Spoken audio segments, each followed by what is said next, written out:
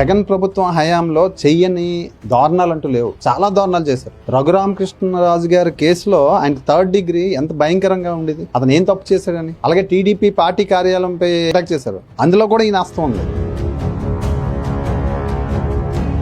ఈరోజు ఏదైతే ప్రభుత్వం ఒక నిర్ణయం తీసుకుందో, ఆయనకి ఈరోజు ఏదైతే అరెస్ట్ చేసిందో దానిలో 100% కూడా న్యాయం ఉందండి. ఎందుకంటే ఆయన జగన్ ప్రభుత్వం హయాంలో చెయ్యని దారుణాలు అంటూ లేవు. చాలా దారుణాలు చేశారు. రఘురామకృష్ణరాజు గారి కేసులో ఆయన 3rd డిగ్రీ ఎంత భయంకరంగా ఉండేది. అతను ఏం తప్పు చేశాడని. అలాగే టీడీపీ పార్టీ కార్యాలయంపై అటాక్ చేశారు. అందులో కూడా ఈయన హస్తం ఉంది. వితౌట్ ప్రభుత్వం డ్యూటీలో ఉండేటప్పుడు, ఈజీగా డ్యూటీలో ఉండేటప్పుడు ఆయన ప్రభుత్వం అనుమతులు లేకుండా ఫారెన్ కంట్రీకి వెళ్ళిపోవడం, జార్జియా వెళ్ళడం, అమెరికా వెళ్ళడం, రకరకాల దగ్గరికి వెళ్ళడం, ఇవన్నీ పర్మిషన్ లేకుండా. ఇది ప్రభుత్వ అతను చేస్తున్న జాబ్ కి ఎగ్నెస్ట్ గా చేస్తున్న కార్యక్రమాలు ఇవి. జగన్ హయాంలో చేసిన దారుణాల గురించి చెప్పడం అంటే ఇంకా చాలా ఉన్నాయి. అవన్నీ పక్కన పెడితే ఈ చేసిన తప్పు డెఫినెట్ గా దాని మీద ప్రభుత్వం యాక్షన్ తీసుకుంటది. ప్రభుత్వం చేసిన దాంట్లోని తప్పు ఉన్నది అని చెప్పడానికి ఒక్క ఇది కూడా వాళ్ళ దగ్గర వ్యతిరేకంగా చెప్పడానికి లేదని. ఎందుకంటే 100% వాళ్ళ మీద ఈ రోజు ప్రభుత్వం తీసుకోవాల్సిన యాక్షన్ ఏదుందో ఈ రోజు కాదు, ప్రభుత్వం వచ్చిన స్టార్టింగ్ లోనే తీసుకోవాలి. ఇంతవరకు అది ఎందుకు డిలేట్ చేశారో తెలియదు. ఆయన మీద ఆల్రెడీ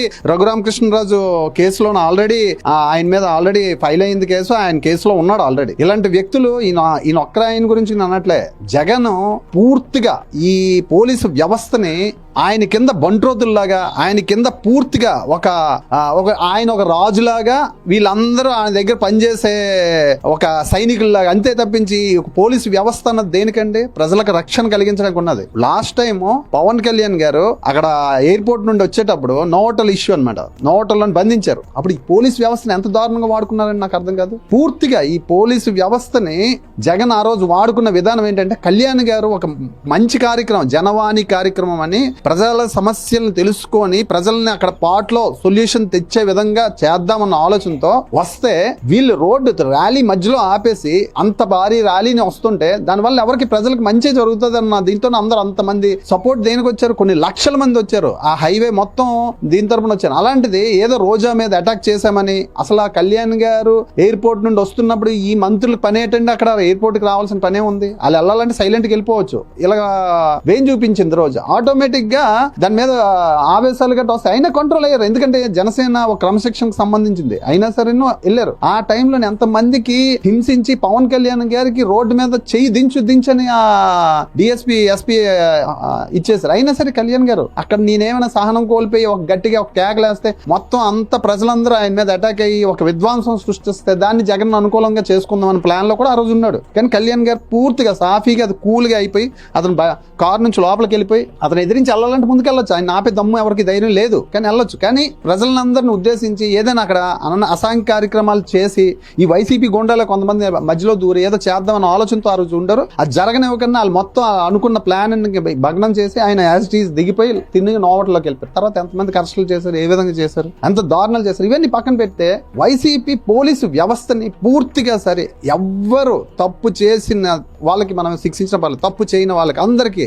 వాళ్ళ వ్యవస్థని ఎంత దారుణంగా వాడుకున్నారో. ఇన్ని సంవత్సరాల మన 75 సంవత్సరాల స్వతంత్రం వచ్చి 75 సంవత్సరాల చరిత్రలోని వైసీపీ ప్రభుత్వం ఆ 5 సంవత్సరాల విధ్వంసకాండ ఏదుందో ప్రజలు అనుభవించి చాలా భరించి లాస్ట్ కి మాకంటూ ఒక రోజు వస్తుంది, ఆ రోజు ఓటేసి ఖచ్చితంగా ఇలాంటి రాక్షస పాలన దించేసి మంచి ప్రభుత్వం తెచ్చుకుందాం అన్న ఆలోచనతో కూటమి ప్రభుత్వాన్ని జై కొట్టారు. ఖచ్చితంగా ఎవరైతే ఐఏఎస్ ఆఫీసర్లు, ఐపీఎస్ ఆఫీసర్లు ఎవరైతే ఇందులో పోలీస్ వ్యవస్థలో ఎవరైతే చీడ పురుగులు ఉన్నారో, ఎవరైతే జగన్ కి ఆ మాట విని ఎన్ని దారుణాలకి ఒడిగొట్టుకున్నారు, వీళ్ళందరి మీద యాక్షన్ ఉంటది. ఈ సునీల్ కుమార్ ఒక్కరినే కాదండి, ప్రతి ఒక్కరి మీద యాక్షన్ ఉంటది. ఈ 5 సంవత్సరాల్లో ప్రతి ఒక్కరు చేసిన ప్రతి చిట్టా బయటకు వస్తుంది. ఇది వీలే కాదు, పోలీసు వ్యవస్థే కాదు, ఐఏఎస్ ఆఫీసర్లు అయినా సరేనో, రాజకీయ పార్టీకి సంబంధించిన రాజకీయ నాయకులైనా సరేనో, దానికి వైసీపీ గోండాల్లాగా ప్రవర్తించిన రాజకీయ నాయకులు ప్రతి ఒక్కరు కూడా లోపలికి వెళ్తారండి. వీళ్ళందరికీ కూడా చిట్టా రెడీగా ఉంది.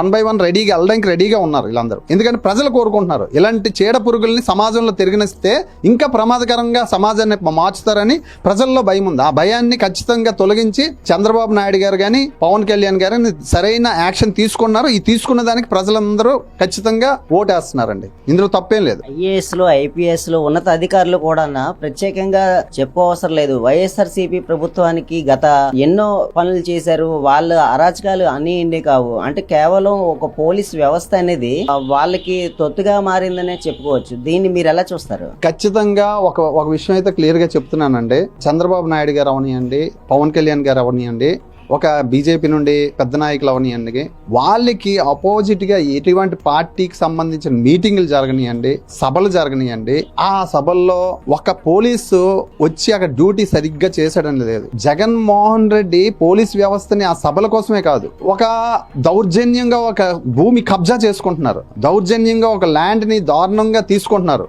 ఎంవివి సత్యనారాయణ అన్న అతను అక్కడ సిరిపురం జంక్షన్ లోని ఒక పెద్ద ఇదే లేపాడు అక్కడ.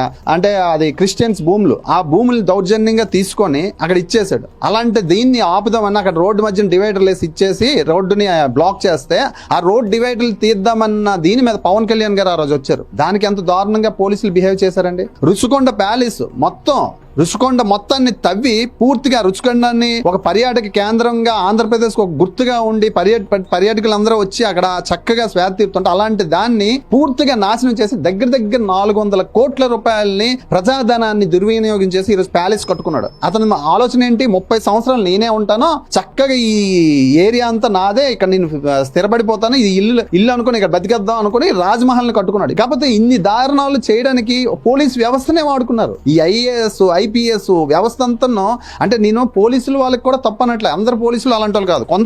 కొంతమంది పూర్తిగా జగన్మోహన్ రెడ్డి ఇచ్చే డబ్బుకి దాసోహం అయ్యి పూర్తిగా ఆయన కోసమే పనిచేశారు. కానీ ప్రజల కోసం ఏదైనా ప్రజలు ఒక ఇబ్బందిలో ఉన్న, కష్టాల్లో ఉన్నా, లేకపోతే వాళ్ళకి ఏదైనా దారుణాలు జరుగుతున్నాయి, ఎవడైనా వచ్చి చంపుతున్నా ఇచ్చేసాను. ఇప్పుడు జగన్మోహన్ రెడ్డి ఎంతసేపు ప్రజలను భిక్షగాలను చేసి ఒక జాబ్ లేదు, ఒక కంపెనీ లేదు, ఏమీ లేదు. కానీ ఇప్పుడు ప్రభుత్వంలో మంచి కంపెనీలు వస్తున్నాయి. మంచి కంపెనీలు వచ్చి ఎంతో మందికి జాబ్ ఆపర్చునిటీ వస్తున్నాయి. డెఫినెట్ గా ప్రభుత్వం చేస్తున్నది ఒక డెవలప్మెంట్ సైడ్ ఒకసారి వెళ్తుంది, ఒక సైడ్ ఎలాంటి ఎవరైతే క్రిమినల్ ఉన్నారో, ఎవరైతే జగన్మోహన్ రెడ్డికి తొత్తులుగా పనిచేసి ఆయన ఇచ్చే డబ్బులకి కక్కుర్తిపడి ఏవైతే ఇన్ని అసాంఘిక కార్యక్రమాలకి ఇది చేస్తారో వాళ్ళందరికీ కూడా శిక్ష పడుతుంది, వాళ్ళందరికీ యాక్షన్. ఈ సునీల్ కుమార్ అన్న ఆయనే కాదు, చాలా మంది ఉన్నారు. ఇంకా వాళ్ళందరికీ కూడా త్వరలో వాళ్ళందరికీ కూడా లోపలికి వేస్తారండి, డౌటే లేదు. ఉన్నతాధికారులు చాలా మంది ఎంతో గొప్పగా తిరుగుతున్నారు. అంటే ఈ డబ్బు అంతా వాళ్ళకి ఎలా చేరుతుంది అంటారు? ఈ డబ్బు సంపాదన వాళ్ళకి ఎలా ఉంది అంటున్నారు?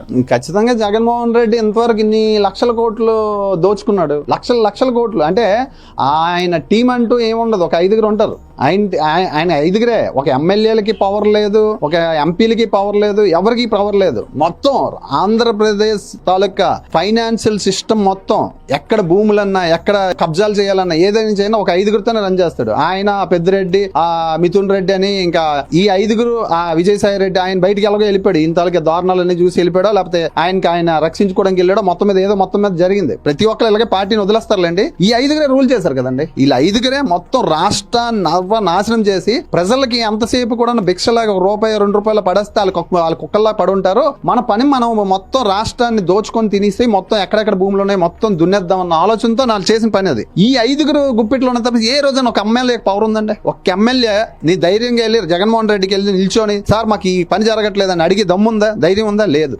జగన్మోహన్ రెడ్డి 5 సంవత్సరాల పరిపాలనలో జగన్మోహన్ రెడ్డి ఎంపీలకు గానీ ఎమ్మెల్యేలకు గానీ అవకాశం ఓన్లీ వాలంటరీ వ్యవస్థ అన్నది వాళ్ళు జనసేన పార్టీ గానీ టీడీపీ గానీ బీజేపీకి గానీ కార్యకర్తలు ప్రజల కోసం పనిచేసి ప్రజల కోసం వీళ్ళైతే ఓన్లీ డైరెక్ట్ ప్రభుత్వం ధనాన్ని ఆ వాలంటీర్లకి డబ్బులు ఇచ్చి వీళ్ళకి ఫండ్స్ ఎలాగ వస్తాయంటే ఈయన దోచుకున్న డబ్బు ఇన్ని లక్షల కోట్లు దోచుకున్న డబ్బు అంతా అక్కడెక్కడ అదేది లండన్ లోని. ఇప్పుడు ఈయన 10 సార్లు ఈ సునీల్ కుమార్ 10 సార్లు విదేశాలకు ఎందుకు వెళ్తాడండి? ఇలాంటి డీలింగ్స్ అన్ని ఎక్కడెక్కడ మనీ ట్రాన్సాక్షన్ జరుగుతాయి, మనీ ట్రాన్స్ఫర్లు జరుగుతాయి, లేకపోతే హవాలా ద్వారా మనీ ట్రాన్స్ఫర్లు చేసుకోవడం, ఇలాంటివన్నీ చేసుకుని ప్రతి ఒక్కరికి అందవలసిన ప్రతి ఒక్కరికి కూడా జగన్మోహన్ రెడ్డి దగ్గర నుంచి ప్రాసెస్ అంతా జరిగింది కాబట్టి ఎంత ధైర్యంగా ఒక డీజీ లెవెల్లో ఉన్న వాళ్ళు కూడా క్రిమినల్ యాక్టివిటీస్ ఇచ్చేసారంటే అలాంటి వాళ్ళకి ఖచ్చితంగా ప్రభుత్వం అయితే ఎంక్వైరీలు చేస్తుందండి. ప్రతి ఒక్కరు కూడా ఎటువంటి కరప్షన్ చేశారో, ఎటువంటి ప్రజల తాలూకు ధనాన్ని దుర్వినియోగం చేసుకుని ప్రతి ఒక్కరి మీద ఎంక్వైరీలు జరుగుతున్నాయి. ప్రతి ఒక్కరు బయటకు వస్తారు.